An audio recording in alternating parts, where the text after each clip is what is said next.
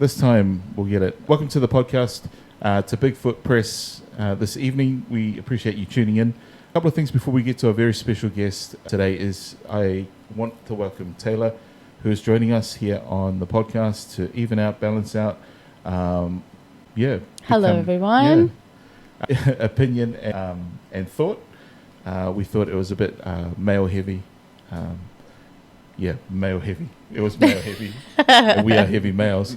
So I put it out there. We needed another host, and I've asked Taylor to join us, which is very happy to be here. Nervous but happy. And do you want to tell us a little bit about yourself, Taylor? Sure. I know we didn't practice this. Here's the video that we've put together, but just a little something.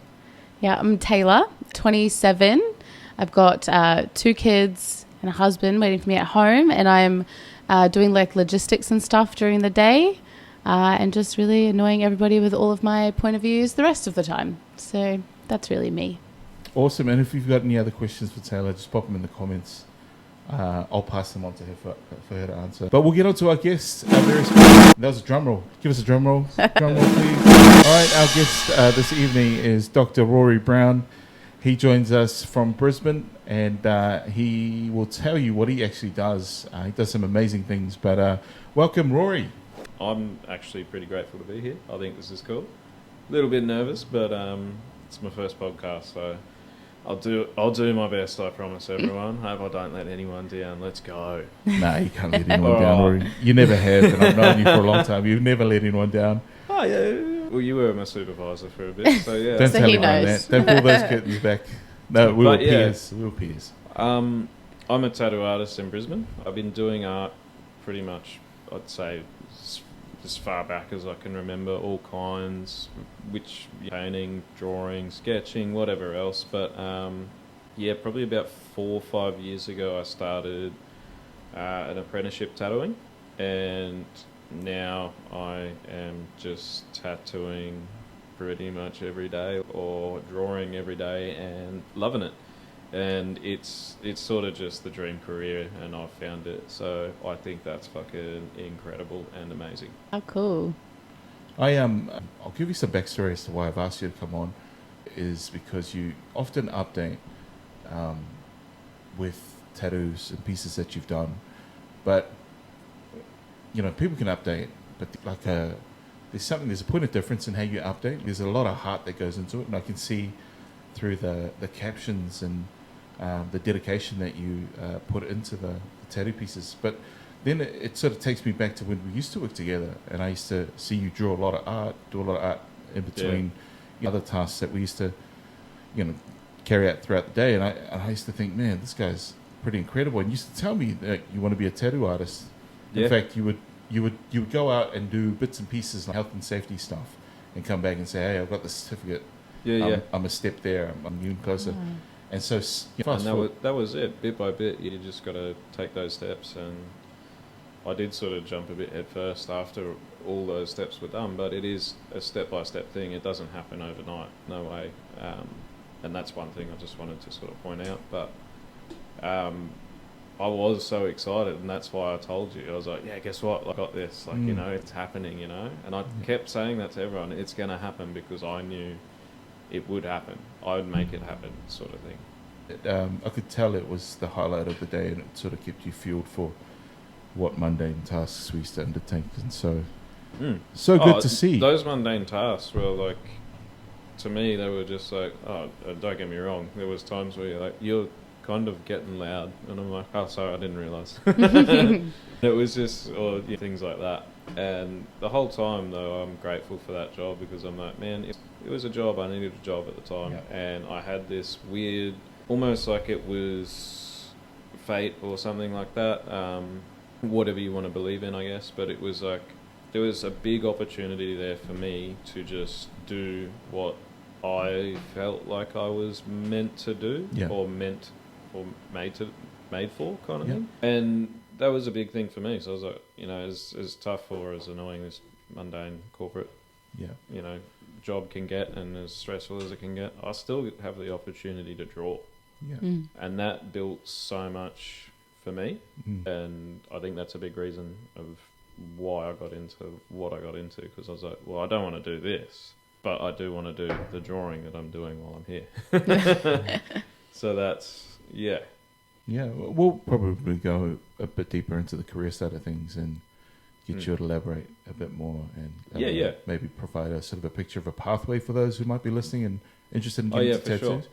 But we'll go back. We're going to sort of do a bit of, not regressive therapy, but we'll go all the way back and start with just some pivotal moments. You want to share some pivotal moments in your early years, in your early life? Yeah.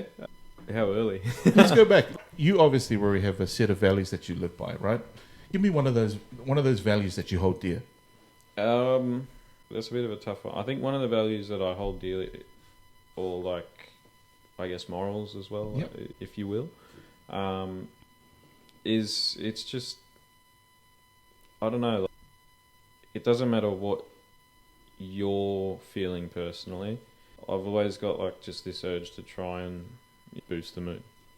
And then in the worst case, I'll be a bit quiet kind of thing. Like one of the big morals I have is like just family connection, friendship, that sort of thing. Like, I know people I haven't spoken to in years, but I know if I've seen them, like just last tonight, I was like, yeah, my brother. Like, woo! So loyalty, like loyalty, connection, and that sort of thing. Like that's just people sort of stuff. Where does that come from then? Going back, like if you can try and cast back to the genesis or the root of where that loyalty comes from.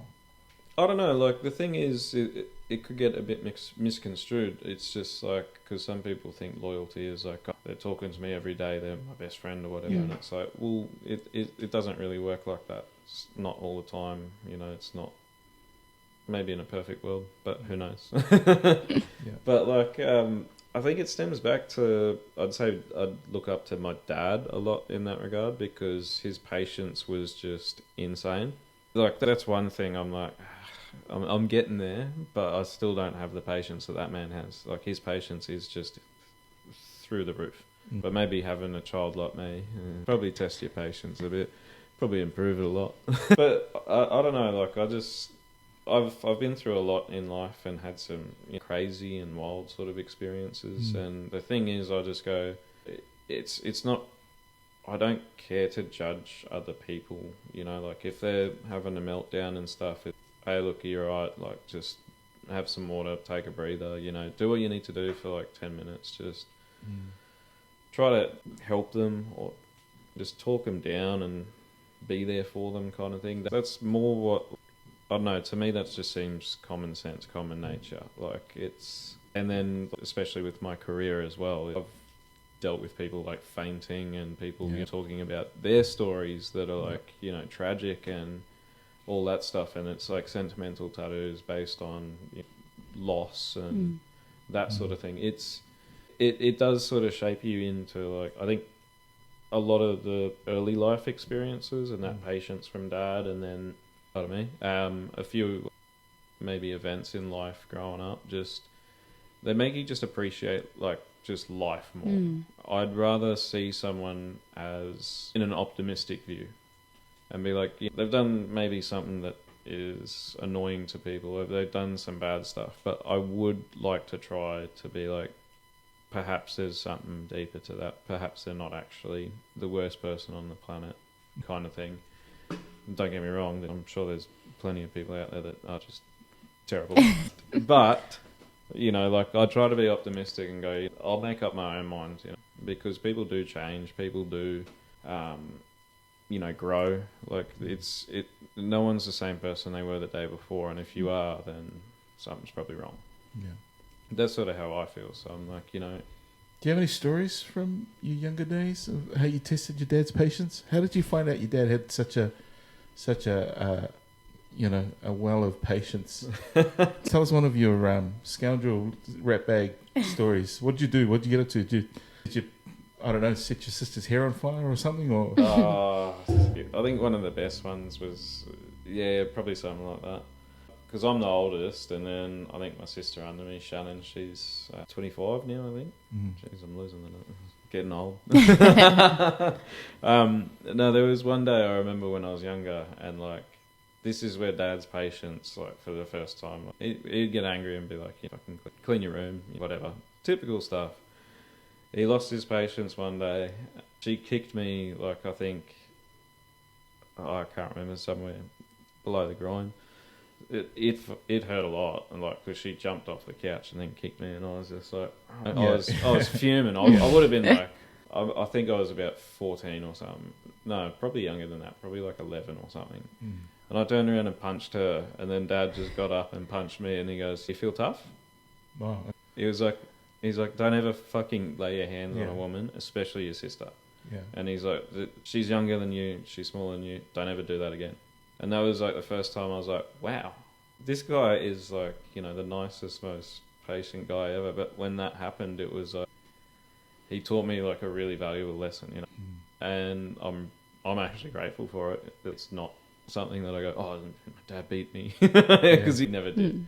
But that was just one moment, because I think it was just, we were arguing and fighting, and then she kicked me, and then I hit her, and then he was just like, "Nah, you're too old to be doing that sort of shit to people, especially your younger sister." And how old do you think you were then? I think like 10 or 11 or something like that. Yeah. I don't think I was in high school. Yeah. Numbers get lost with me. The other one was like when the two younger sisters would hound and harass him to go to the shops. But it'd be Friday after school. Or no, Thursday night, late night. And then Friday, what about Saturday? What about Saturday? What about Saturday? And it was constant, like, for the whole days. This was before phones. So, like, that's all they had. They just would be like, come on. Like, let's go. Let's do it, Dad. Come on, buy us stuff at the shops. We're going shopping. Dad's just like, yeah, sweet. Yeah, going. And he never did. Because, like, they didn't clean or do whatever it was that they were meant to. And the whole time, he was just there. Like, just cooler than a cucumber for 3 days straight. The entire Saturday and Sunday was like, yeah, get in the car, we'll go. So they went and sat in the car for about 30 minutes, and then came out and go, "Are we going?" He goes, "Yeah." "No, probably not." And it was just it was the whole Saturday and Sunday, and it was just like, he never once got mad. Like, and I think that's sort of what has definitely helped me in a lot of things in life, because I do get impatient. Like, I do struggle with that a little bit nowadays, but that's just because there's so much going on. I'm like, come on, buddy, wrap this up. I've got this other 10 things to do. Come on, a little bit. But I don't get, you know, I still have that patience. And I think that's what's shaped me.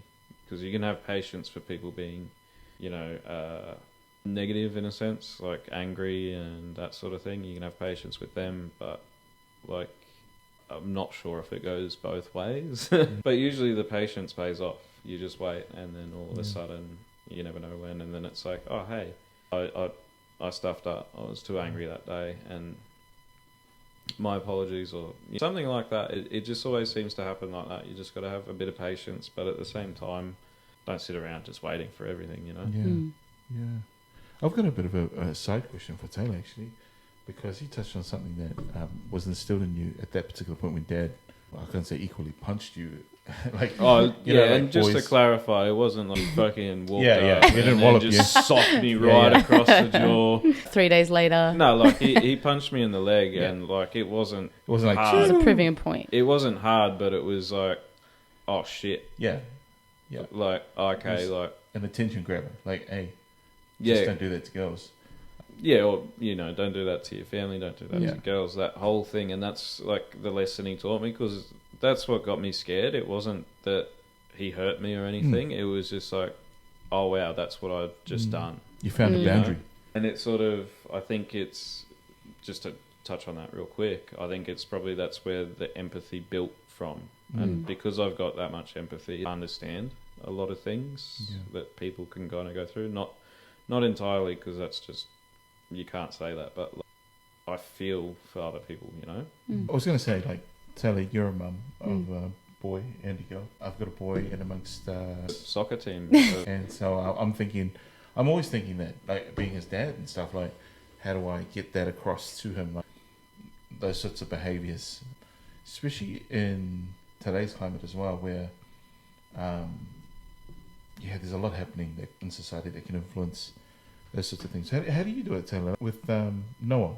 Like, have you found those opportunities that presented themselves, or is that something that? I mean, yeah, like it's hard to. He's the older boy, so he's 5, she's 3 of 2, so he wants to like annoy her and frustrate her all the time. So he can find himself getting in trouble a lot. I think. Sounds like me. Yeah, I mean, he's only 5, so he's definitely tried to push her around. Most of the time he's just playing. But like, I think for me as a parent, I've learned that it's okay if my first reaction isn't the right one, and that it's okay to also say sorry to your kid if you don't get that. If it doesn't feel good on like my heart after I've done something or tried to parent and I felt like maybe that wasn't the best approach.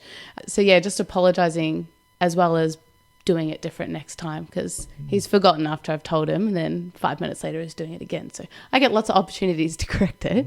But yeah, I just think, I agree. Like talking it through and teaching them that like the lesson is empathy and it's being kind to each other.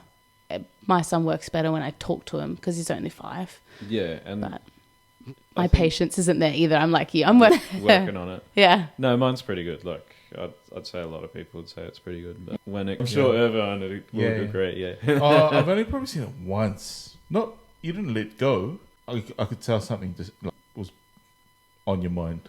I'll put it that way. I can remember at least 2 or 3 scenarios really? where it could have been. Yeah.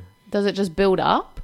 I think so. Like it's just like I think it's just what I do is I tend to like strive to be as good as possible as I can, especially with tattooing. Like I don't want to do 100% effort. I want to go 110 just to be sure and make sure sort of thing. And then I had for some reason at the call center, like was picking that sort of thing up. I got competitive with the KPIs of it and was like, yeah, let's go and stuff.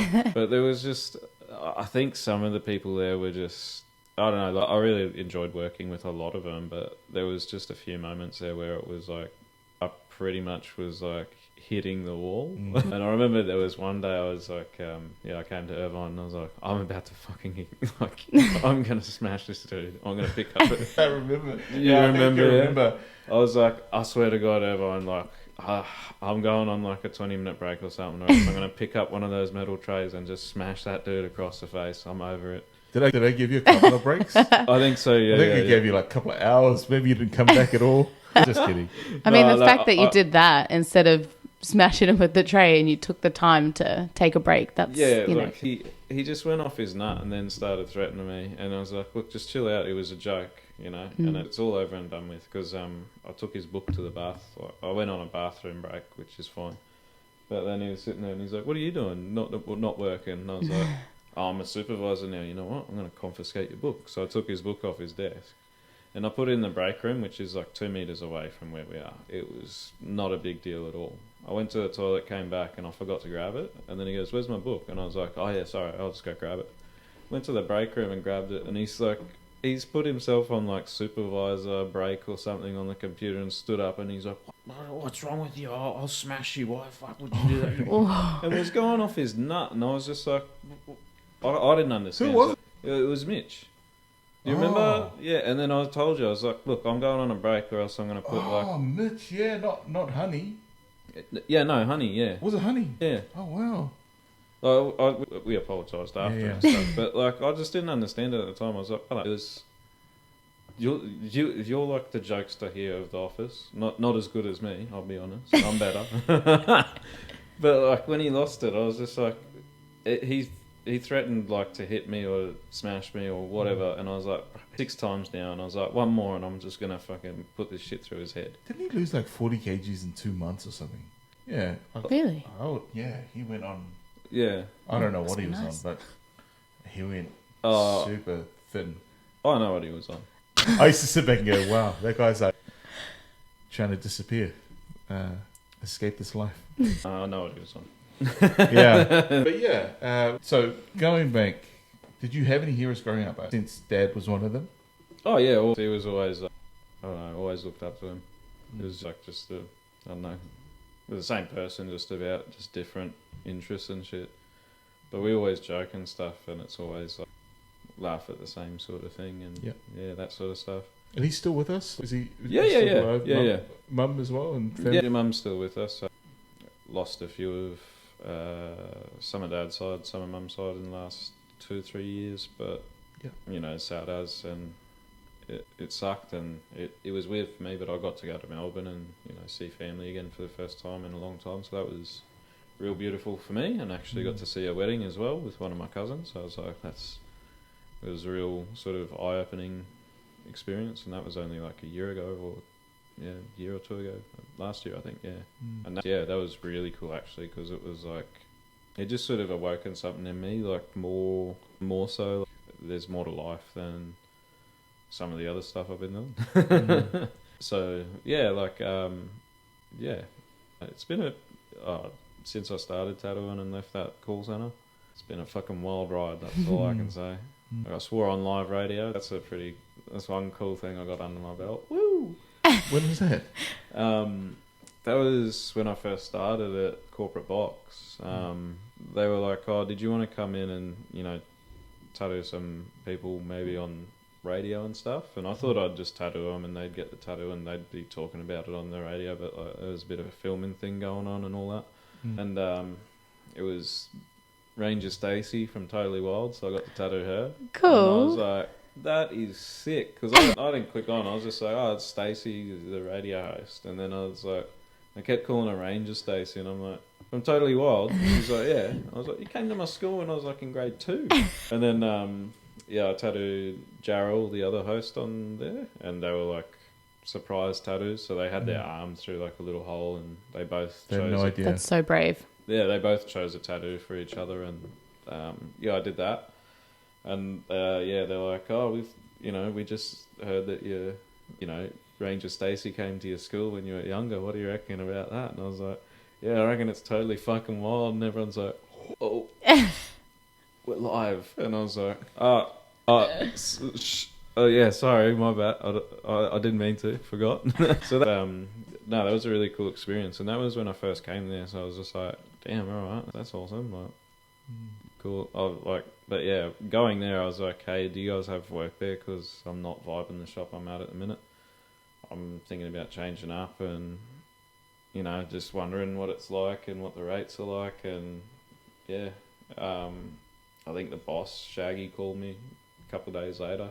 No, I think it was that afternoon or something, and I missed it. But then I called him. He called me again a day later and was like, yeah, like, we'll do a trial day in a couple of weeks. Come down, do this, do that, and then we'll get the managers to talk you through it. And I was there like, yeah, I've done all this, done all that. This was just pretty much my apprenticeship, so I'd fit right in. I know it all. As long as it works like that, runs like that, we're sweet. And then it was kind of like I was going to take a bit of time off. And then I think I did my first trial day there, and then they're like, "Hey, did you maybe want to tattoo this tomorrow? We got this on." And I was like, "Sure, why not?" And then it was like, "Did you want to do another one 2 days from now?" And I was like, "Yeah, sure." And like, actually, did you want us to just open up your bookings and then you can just tattoo, just stay here, just start do it proper? And I was like, "Let's do it." And yeah, ever since I went there, everything's just been incredibly good. It's sort of like I found my, I guess, house or place or home in a sense, because I work for them, but they work for me as well. I don't mean that in a weird way. It's just it meshes for me perfectly, and especially artists, tattoo artists, all different needs, all different bloody dramas, and all unique and special. We're all part of the same circus basically, but we're all different. So that's the thing. I'm at a place now where I'm like, this is perfect for me, because it's like my shortcomings, they fulfill to the moon and back, and then my non-shortcomings, like my skill and talent and what I can do and work ethic, they love it. So it's boom, why would I not be there and somewhere else? It's just love it there. And you sort of helped us move into the next sort of set of questions in terms of career path. Do you envision yourself? What's the plan for the next 2 years? The next 2-3 years. 2-3 years. Well, this year's been one of those sort of, like I said, it's been a crazy wild ride. we've had all sorts of, I guess, personal stuff happen to me start of the year, like January, February, March. Tell us about that. Tell us as much as you would like to tell us, and then we'll probably talk about how you're tracking and trying to get out of it. We'll get into that part shortly. Yeah? Okay. Don't worry, I'll open up about it a little bit. I just got to think about it a bit because Sure. I don't want to hurt other people. Absolutely not, And yeah. that's the other thing. Like, I'm open about anything, but Yeah. I don't want to say something that someone else may see and then get offended by Absolutely. or take the wrong way. So I've got to be a bit gentle with some of those things. But yeah, like I had some pretty rough, I guess, just traumatic sort of on-off stuff around the start of the year. But like I powered through it like really well, and now everything just seems to be happening like in strange it's supposed to happen, but like good things. Like obviously invited here, and I'm like, oh yeah, this is awesome. Yeah. I'm on a podcast. That's fucking cool. And like some guy who was on Married at First Sight, he's booked in. He paid a drawing fee to get a design done by me. He said it was perfect and exactly what he wanted, and he's booked in, I think, around May sometime, and he's getting that tattoo done. And I'm like, oh, I've never seen Married at First Sight in my life, but I have, big fan. What? do you know Chris Jensen? I feel like I know who you're talking about, but I can see his face. That's so cool. Yeah, I'll be tattooing him. That's awesome. So yeah, that's pretty cool. And like I guess the trauma at the start of the year was kind of a learning experience, because these things sort of keep happening, and it's just like as long as I'm not focusing on bad stuff or negative or dwelling in the past and just running with what's coming and what I've got and using my, I guess, talent or what I feel like I was made to do kind of thing, everything seems to work. Like one of the craziest things I heard was I had a client come to the shop and say, oh, I wanted a Celtic tattoo and stuff, and I heard you're the man to see. And I was like, oh yeah, who recommended me? And she's like, oh no, I just Googled it and you're the first result. And I was like, Oh, wow. pardon? I was like, excuse me? Like, are you sure? And yeah, I've had, like I asked a few family members from different parts of Australia and stuff like that. Can you give it a go and just see? And yeah, it's there pretty much. So I'm like, That's so cool. that is pretty cool. Like, because I do have Celtic blood and that sort of stuff. So it's like, maybe it's in the DNA, who knows? But every time I've done that sort of Celtic knot work, whether it's more Nordic sort of, or more Gaelic sort of, or those types of things, I usually always get a lot of people like, oh wow, that's really like, I've never seen it like that before, or that's really crazy, I didn't know you could do that, like, sort of thing. And I'm sitting there like, that's how it looks in real life. What do you mean? That's what it should look like, kind of thing. And then all of a sudden this is happening now, and I'm like, oh, I guess I must be pretty fucking like good at it, I suppose. But yeah, yeah, like it's a weird thing. Like, it's just, I guess I've had my head down a bit for the past few months and past year as well, on and off. Social media presence for me is like, I'll post stories and stuff, have a bit of a laugh, and a few videos here and there, but I'm really not good with like the TikTok and Instagram stuff. I get lost with it, like, and then I feel like I'm sitting there for half an hour trying to make an Instagram post, and I'm like, I don't even know what to hashtag or type, and it's just, and then I'll just post 5 in a row with nothing, and then just be like, it's there. So if people look at the Instagram, they can see it, so it's fine. The TikToks, I'm sure you would agree, Irvine, I tend to just don't care about that sort of stuff much, so I'll just post videos of me being an idiot and then a tattoo that I've done that looks cool. If that works, and it seems like it does and gets views a bit here and there. But I'm not TikTok famous or nothing like that. And if I am, I'll probably delete it. Mental health space, Rory. What are you doing to take care of that for you? For me, Like, without going into details of what has happened, have you got a set routine, or Do you have markers or check boxes that you make sure you get to in order for you to just make sure that your mind is fresh and ready? I do, and without it sounding like a joke, it is art, basically, at the end of the day.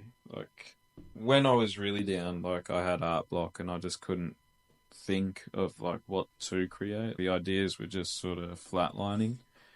Um, but then because of work and, my jobs, and it's like clients are booked in and they're like, I want sort of, I want Stone Cold Steve Austin fighting The Rock on top of like the Empire State Building or whatever, something like that. And you're like, okay, so you start to piece that together and you do it bit by bit, break it down. And then that was like, honestly, that sort of stuff, because it's giving you a sense of direction, I guess.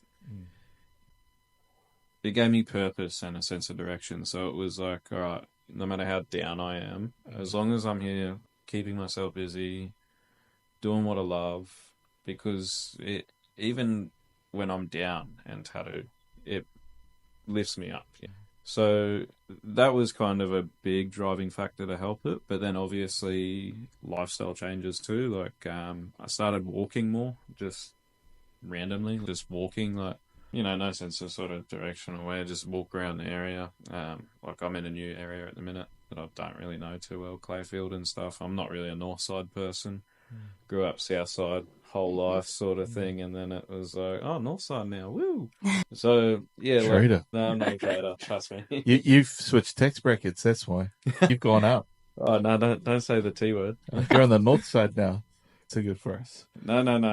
If I could come back here, I would. But unfortunately, CB Inc. is in Lutwich. It's home is where the heart is, and I think that's where the heart is, sort of thing, at the minute. Obviously, I'll build my own sort of home. We're working on that. We'll get there.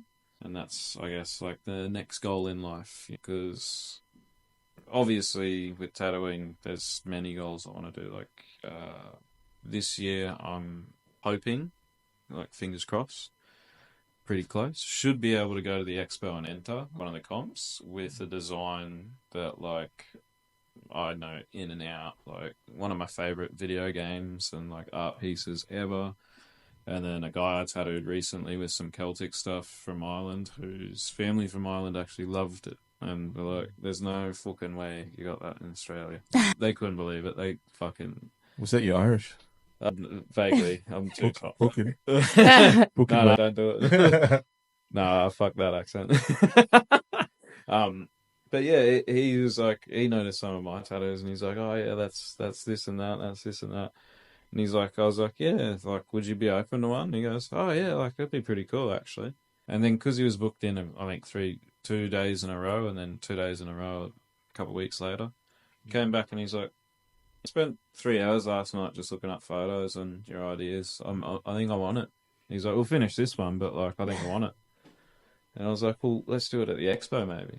Because I was like, I can smash this. I've drawn it, or stuff from it, probably 4 or 5 times. I've done one tattoo of it, and then I think that was like before all the paid advertising and the algorithm and the math vomit that Instagram does now. Before all that, I got like I think like 100 likes or something on some tattoo I did, and awesome. This was a few years ago, and everyone was like, "That's mad." And it was because it was like a flash one I drew up of the same sort of Metal Gear Solid thing. And he's like, "Yeah, I'll get that done." And I was like, "Let's do it at the expo." And he's like, "Can we?" And I was like, "I'll get a booth." And then, I'm working to get a booth now. And then, yeah, if that works out around, I think, June or July, can't remember, towards the end of it, I'll be there and I'll enter the competition. Wow. Man, and let us know. We'll keep an eye out. Yeah, like hopefully I'll walk away with the trophy. Like because everyone's like, nah, you want to do flash sheets and go there and tattoo and get the money and stuff, and I'm like, if I wanted money for tattooing, I've already got it. Sorry. I'm going to the expo to enter the comp and suss it out. I honestly don't think I'll win my first entry or whatever, but I honestly think that's the next plan, like for tattooing, to win something at an expo somewhere. And as soon as I see it and do it and try it, then I'll sort of know a bit better how to achieve that. And then, boom, I'll win an expo and I'll feel really great. You know, I won't be showing it off or walking around like, oh, look at me. Whoa. Like, it's just something I've always sort of, like, I guess, wanted, like, you know, to sort of certify myself in the industry in a way. Oh, yeah, cool. My certificate of completion, I guess. Yeah. Yeah, definitely. Tyler, do you have any tattoos? Yeah, I have a few. What's I think last have time I you counted it was like created 13. how you created your assortment of tattoos? That's the theme. This is going somewhere, by the way. It just depends on what like meltdown I'm having at the time. I don't know. I have a few that like as soon as I turned 18, I got one because obviously, no, I don't have to ask anyone for permission. I got my first one at 21. Really? Jacked, yeah. Oh my gosh. Wow. Did you know what you were going to get before you got it? Have you been thinking about it for ages? I thought about it for ages, and then every year, every idea I had, I binned. And then 21 was the one that you were like, yep, this is it. I think it was 21. Actually, no, it was probably like 26 or something. Wow. Yeah. I mean, I built a prison machine when I was in high school and did a green dot on the bottom of my foot. It's still there. The reason why I ask is two questions, because one's just popped into my head. I've got to ask this one. How many Southern Cross tattoos have you done? I don't have one. Well, no, you don't have one. I'm I don't not have saying you one. but It I ain't want to me. ask a tattoo. Say, is it a common theme? Is that Not so much anymore. I'd say in my entire time tattooing, I've done about probably like I could count it on two hands. oh okay? It It's an still iconic feels like a tattoo. lot. But this is the thing. I've only ever done, I think, 2 that are just black star Southern Crosses. Oh man, yeah, I'd get that. You would? Yeah, I definitely would. I think it's an iconic choice of tattoo. I've seen it on calves. I've seen it on arms. I've seen it on backs. I've seen it everywhere. I think it's I think it's the equivalent of Pacific Island sleeve.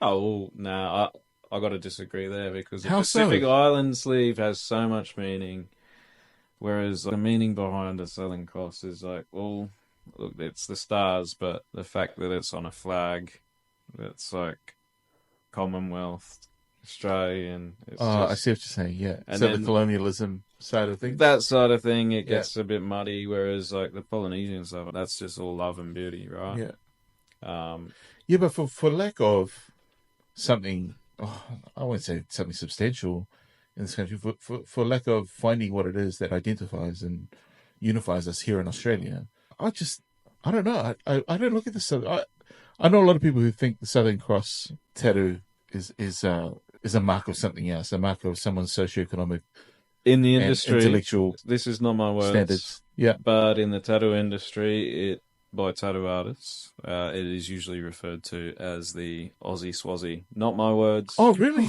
Do not wow. quote me on that. I Wow, was not ready. man. But that's the thing, it's died out in popularity. And the thing is, when I do the Southern Cross tattoos, they're usually incorporated into a design somehow. It's not just like, smack some stars Oh, in that man. are big and black and woo. You know what? Consider me ignorant because I had no idea it was on that level. I honestly thought It's really not. It's just a lot of people go like, oh, if you've got the Southern Cross tattoo, you're a bloke and you're probably from like Kingston and Woodridge or Logan. Wow. I won't be offended. It's all right. It's not, I've said for I all my just- tattoos, so it's okay. Is it? I've just got the biggest smile because it is so much easier to tattoo 99.99% of females. Woo. It's like, the worst you get is they're anxious and stuff and they're like, is it going to hurt? Oh my God. But as soon as you start like, oh, that's not that bad. Dudes, when you tattoo them, they're like, I've seen some absolute heroes turn into fucking wet paper towels real quick. Pass out. Oh, it's just not even the passing out. Mostly the passing out is because of your blood sugar levels dropping, I think. But men carry on like fucking just pork chops. Just What? yeah. There's been people where like I'm tattooing them and I'm like, this is nuts. Like he's, then he's not having a seizure, but his movements, he may as well have Parkinson's and have a seizure at the same fucking time. And then you're trying to pull straight lines. How does that work? Yeah. So you have to get a bit of Yeah. grunt and muscle in you, and you grab their arm just about, and then you start doing the tattoo, and they're going, but at least they're not like flailing around going. And I've seen it all. Like I've seen dudes like that take their shirt off and they're biting down on it and stuff because, Really? yeah, like I'm a gentle tattooer, right? But dudes, if they get tattooed around the armpit, like inner bicep, the further up you go, the more tears, the more fucking screaming and carrying on. And then the other one is the front of the neck, tattoo in there. I could picture that being sore. Everyone's like, oh, we can probably get like, yeah, here done, one session. I've never seen it. They reckon they can get the whole front of their neck done in one session, and I'm like, I've seen maybe one or two people do it ever. I want to get it on the front of the neck. My wife obviously disagrees, but I said to her, man, when the day comes where I don't have to go out and get a job, able to sort of be just like me. Yeah, I think I want to get to the point where I tattoo everything. Yeah. Like I just want it on me. She says, really? But she gave me that. Oh, really? Oh, cool. Well done. We'll talk about it then. Oh, it could be worse. Are you sure? Wow, man. Oh, man. And girls are like, just... Yeah, like there's some girls I've tattooed and they've fallen asleep. Oh, wow. And, like you tattoo on their back or got them laying down or something, and tattoo on the back of the calf or back of their leg, and then you're like, oh, I'm just going for a smoke break.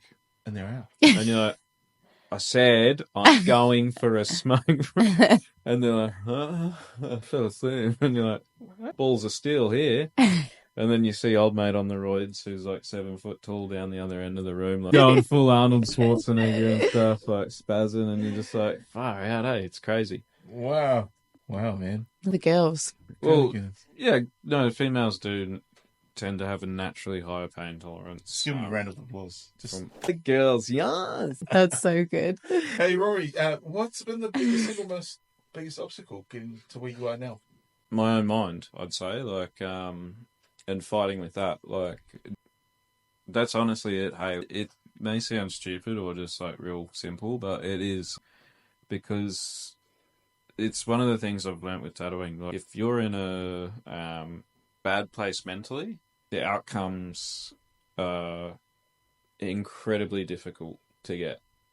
Whereas, like, if you're in a good place mentally, I do tattoos that I think could take me a whole day and 4 hours, and they look like better than ever, and I'm like, oh, how did I do that?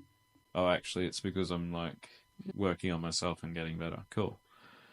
But that's what I'd say is the biggest obstacle. There was many that I had to face, and there's all sorts of stuff that goes on, but I ignore a lot of shit, really. Like, people online talking shit or whatever, I'm just like, too busy to care kind of thing.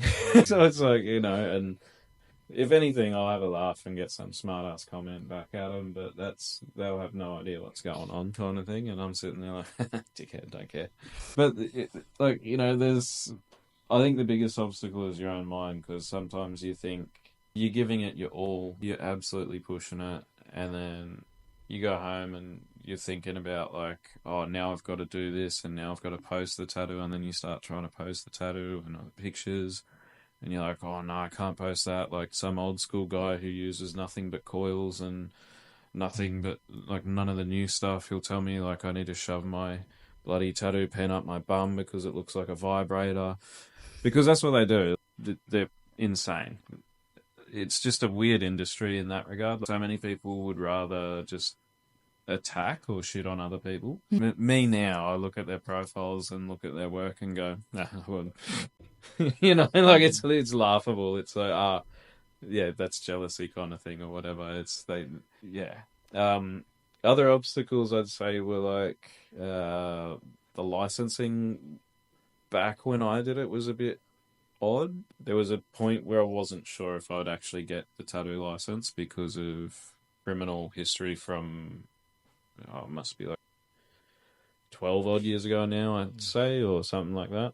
So that was one thing that was weighing on my head. I was like, I've done all these steps, and even like I was telling her, I got this. And then it was the last one, I was like, all right, I'll get it. Like I kept telling myself, I'll get it. But I knew that there was that chance that something could happen because of those things. But then that came through and I was like, well, I was worried about this for so long. what more do I have to worry about now? And then it's like starting the tattooing. The obstacle was like, holy shit, I'm actually about to like draw a picture on someone's skin for the first time ever, and it's going to last their entire life. And I've been here for like 3 months. So that was an obstacle and a half. I think most people in that sort of situation, I don't even think I was there 3 months. I think it was 3 weeks. My apprenticeship was just like, fucking go. Like the mentor, I'm not going to name names or whatever, but my mentor was just like, yep, just fucking, oh, you look nervous, go have 2 beers and then you're tattooing this person. And I'm like, what the fuck? And that was just like, it was normal. It was, well, if you don't want to do it, you're fired. And, I'm not going to give up a dream career that easy. I'll fight for it. So I did some shit like that through, I guess, it's my fault for doing it. Like, I didn't have to, but at the same time, I was like, I'm fucking tattooing. I'm going to fucking tattoo. No matter what. So things like that would happen, and that would be an obstacle, trying to fight through, like, this is not the way I want to work. This is not what I want to do. This is not how I want to perform. And then trying to work through that, and then it was like having to sort of learn things that you're meant to be taught, but I had to learn them like yesterday, sort of thing, not No time. as I did it, sort of thing. So that was a huge obstacle, and I think there was like in the first year when I was tattooing, there was probably like 4 times where I was like, I may even just fucking quit this like completely. I may even just put everything down, sell some of my machines, and just go back fucking job hunting or something, because it was so much all at once, and I just, as well as I was coping, and like I had good income at the time and stuff from it, it was just so demanding. It was like constant movement, day in, day out, and then it was always like, oh, you're running 15 minutes behind for this, oh, this person wants this, what are we going to do about this, or someone wants to book in a week from now, or someone messaged you on Instagram and said this, like, did you want us to book them in? And it's just like a constant thing. And then I'm just like, do you realize I just draw pictures? I don't know how to fucking run a business. You fuck. It smashed me, I think, in mentally smashed me, because it felt like the first time I had to like just think so hard that I was getting like migraines and headaches, and just like I'd reach points where I'm like, fuck this, I'd just turn my phone off for like a day or two, because I'm like, it's too much. And people are like, oh no, you can't do that, you run a business, you're a professional business. I'm not a business, I'm not a professional business. I'm Rory fucking Brown. I'm a person and I'm an artist. That's it. If you want the professional business, you can go find that. That's everywhere, I think. But that's not me. I'm a person. So if you come to me and say that you're upset, or like, you're feeling down, there's a good chance if I see that message, or, like I'm there for you. You do that to a professional business, they're doing nothing. Yeah. Any thoughts spring to mind, Tal? In terms of any questions? Lisa? I think I just really, it's crazy to hear it from your perspective, because you're actually doing it. Because, you think of tattoo artists and you don't really get to see these two different sides of like, you're doing your dream of drawing and something that brings you so much joy and something you're really good at. But then with that, if you want to do it, it comes with all of these other things you have to kind of like juggle. Yeah. And that sounds overwhelming. Like, yeah, like, I mean, there's some people who do it fantastically well and they can somehow juggle it, but even then, they will still, every now and then, they just have their sort of breaks or something like that. They'll take time off or something, and it's usually like an extended period, whereas I've had about, I think the longest time I took off was 3 weeks since I started tattooing. And then those 3 weeks, I think it was about 4 days in, I was like, is there any jobs? I'm coming in for walk-ins, fuck this. Like, it was just, I don't know. I honestly love it that much, where it's like, I'll do other things, and then it's like, I'll start going, could be tattooing right now, like, obviously socialising and family and stuff like that. But if I'm at home alone, I'm painting, which I don't do that much anymore, just because I tattoo so often and stuff. But when I am doing that, it's rare that I go like, could be tattooing something right now. It always pops in the back of my head, like that's why I feel like this is just sort of my purpose, because no matter what's going on, Mm. like I'm in the moment, but if I'm by myself, I guess, or doing what I enjoy, Mm. it's like this is all sort of about here, whereas the tattooing enjoyment is about here. That's so good. But like, yeah, it is customer service, so I think the patience thing, it is good to take like maybe a day or two off because just dealing with people constantly, that can get, I think that's what sort of affects the patients. Mm. But even then, I don't get mad at people and go, "I'm sick of you, get the fuck out." So I don't do anything like that. I'll be like, "Oh man, I've redesigned this like 6 times. Like, holy shit, please." The Like, indecisiveness. cut me a break. Like, come on, surely this is the one. And then it's like, yes. And it's almost like that satisfaction of, like, it can almost overpower it.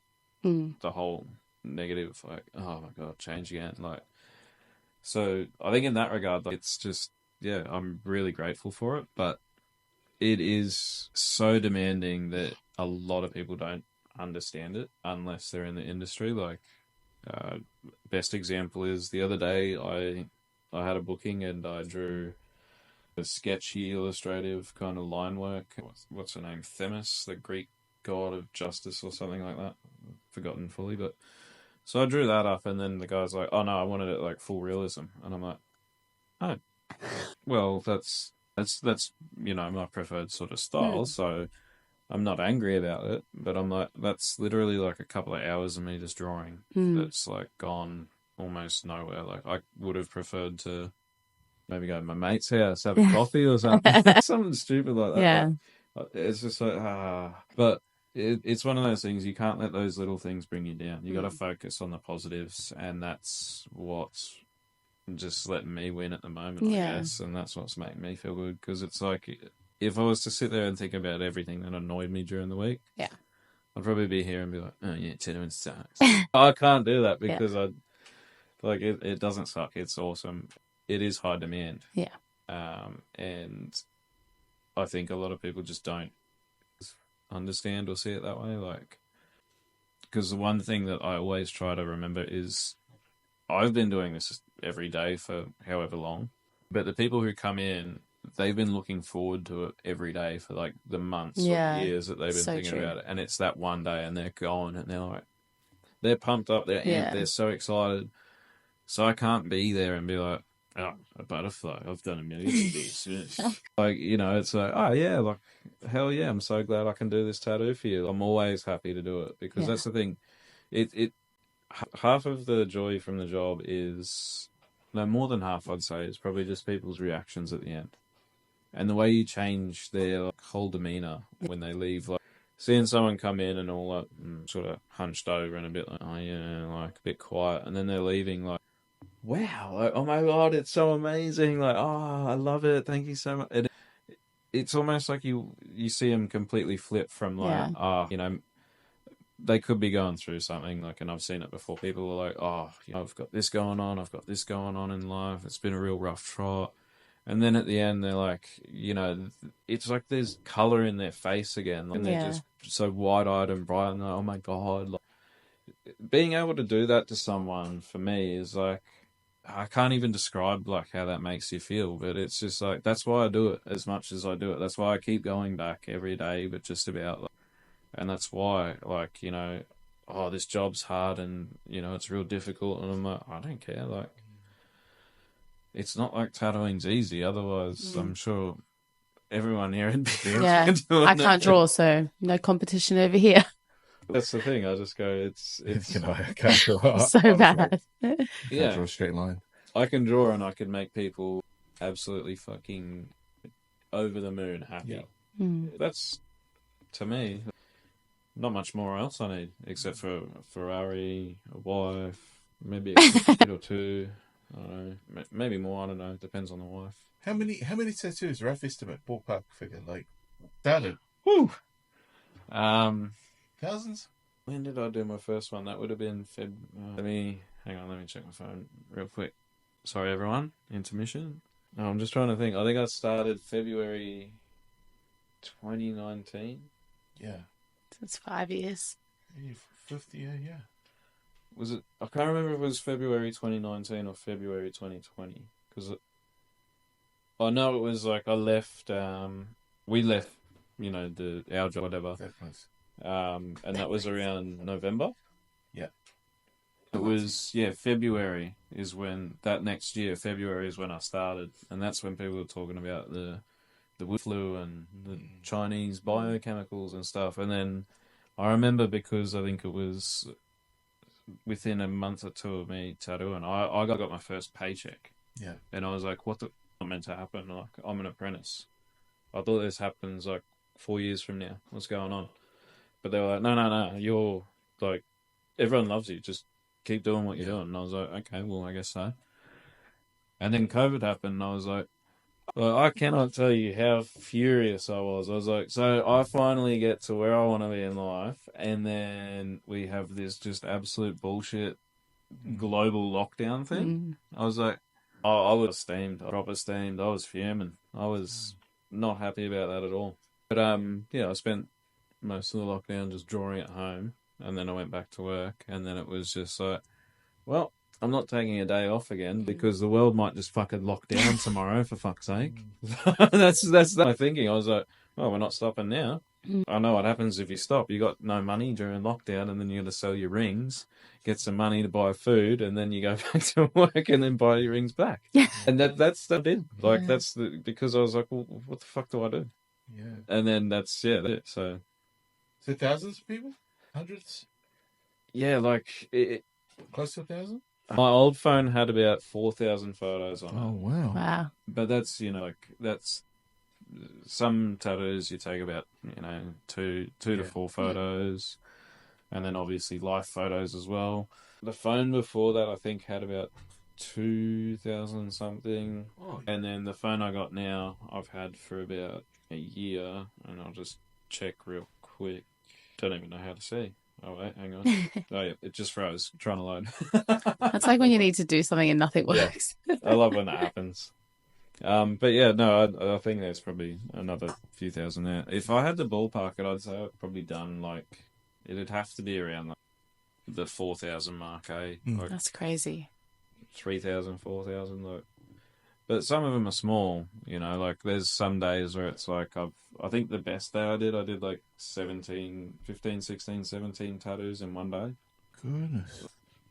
All line work or small ones or average size, cookie size. Get a cookie, by the way. I've been eyeing them up. Yeah, go for it. I'll get into them very soon. I'm just... Wow, man, that's but yeah, amazing. it's a lot. Like there's been times where I've tried to like catalog past work, and I'm like, there's just too much, and that's where I'm at the point now where I'm like, look, I've done all this stuff, done all this tattooing and stuff, but like I need to really start kind of collaging it into something, whether that's just a physical portfolio or something even, and printing off stuff like designs that I like even, or just even, who knows, maybe I'll just get little knife at work, do some like Shawshank Redemption, just carve in the wall each day. Another line. Add a little line. That actually probably wouldn't be a bad idea. Like if I started that now, I'd be pretty fucking wild to see in a year from now. Yeah. But yeah, like it's I lost count a year in, and we're like 4 or 5 years in. So I'm like, yeah, it's a big number. It's a lot of tattoos. Man, we've got about 15 minutes. That's how quickly we've been going. We're going for over an hour. Oh, really? That's how quickly it can be. Well, they call me, like I said, many names as Dr. Raurie. I think that was just a mispronunciation because the way my name's spelled is Raurie, because I draw a lot. Of course, yeah. But That's I've really gotten Dr. Rory, and I'm like, that works too. I'll fix you up if you want. I'm sure you're Dr. Rory back in the day. Oh, yeah, Dr. Rory back in the day, yeah.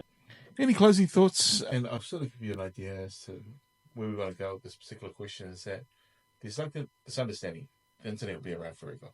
YouTube videos will be able to be accessed in the future by future generations. 100%. Any thoughts about where you're at right now? Obviously, this is not... Hang on, did your volume cut out? I can't hear it in the... Maybe it's me. Can you hear it? Oh, yeah, you're too far from the mic. Yeah. Running away from me. Sorry, man. No, you're right. Yeah. Sorry. So the idea behind the question of final thoughts is there something that you want to say at this particular point in time with the future in mind, with your Ferrari and hot wife, and 2 children, and all of these things that you want to sort of convey as who you are, or at this particular point, or a philosophy. I don't know. That's a hard one. I think as a philosophy, like don't let your mind or your head or your internal thoughts or your fear govern your life. Every time I've let that happen, go shit. Every time I ignored those things, success. That's basically the easiest way I can put it. I'm sure you've probably heard it from other people before, or people have heard it before, or something like that. But like, if there's something in life you want to do, just keep doing it, or working towards doing it, and you will do it. It's as simple as that. Like, it sounds so corny and cliche and heard before, but it's like I came from shit basically, and here I am, like a tattoo artist on a podcast on the YouTube. Woo woo! I feel like I'm famous just about, And it's that's the thing. You got to take joy in everything that you can. Like there's no point sitting around going, "Oh, the world's miserable." This is happening in somewhere else overseas, and this is happening somewhere else overseas. Like, if that's how you're feeling, I reckon probably get off the internet for a bit.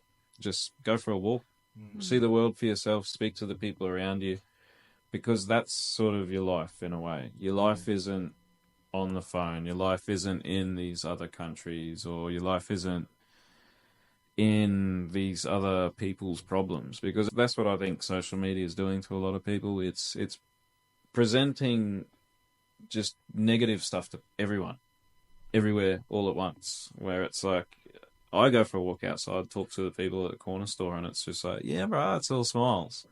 They're not like, oh my God, did you hear about this overseas? It's a tragedy. We should all it's all, I think people need to sort of just be the best version of themselves, and then also treat other people in that same way. And then, of course, not everyone on the planet's great, don't get me wrong, but if everyone on the planet tries to be great, we'll get there one day.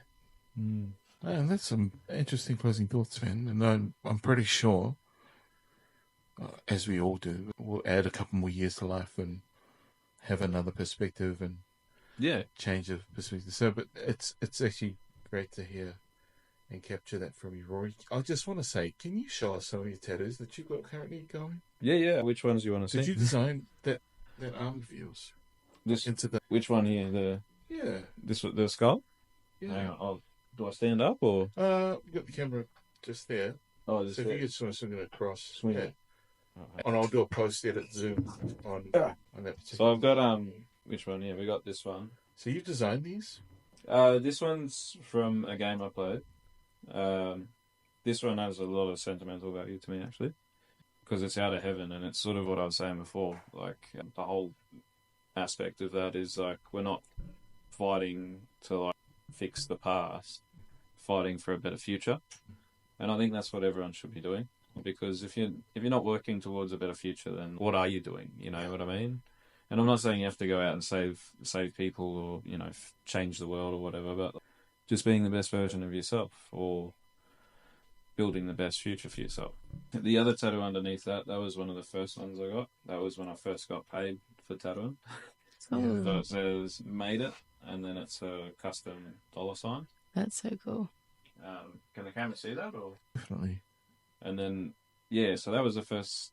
I got that the first day I got paid, so that's always going to have sentiment to me. And then the other one here, it's a bit hard to see, and it doesn't make a lot of sense to some people, but when I have my tattoo clients, I pull out like my tattoo machine, and then they see it, and then I'm holding it, and then they're like, "Oh, that's what it is," because that's what it is. It's my hand holding it. Oh, cool. It's a bit hard to see though with all the long hair. I've got That looks awesome. a bit of a werewolf, What other tattoos did you want to see? I got a few others. Whatever you feel comfortable showing us. Oh, I think one of my favourites is probably this one. Wait, where's the... up I don't know where to point the thing. There it is. That's so cool. Yeah, that one. So, who is that? What's the depiction of? That's the last king of Ireland, and it's actually a statue in Ireland. Wow. But the thing is, it was King. Oh, I'm going to fuck the pronunciation. I mean, yeah, it was a king. It was King Raurie. Yeah.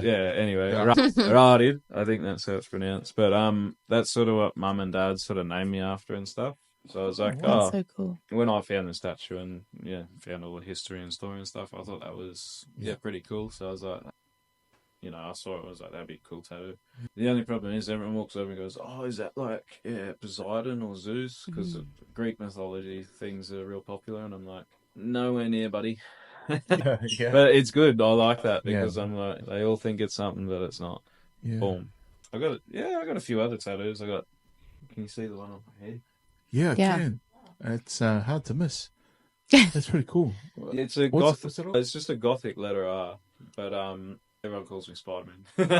I was gonna say, is it a spider? No, like I love it because one of the girls I work with, Chelsea, she's a mad tattoo artist, mad artist as well. She sort of designed that for me, and then I was like, yeah, I love it. Put that there. Looks Roman Reignish. Yeah, Like I've seen the R in some other designs. Yeah, like Is it like a mirrored R? Is that what it?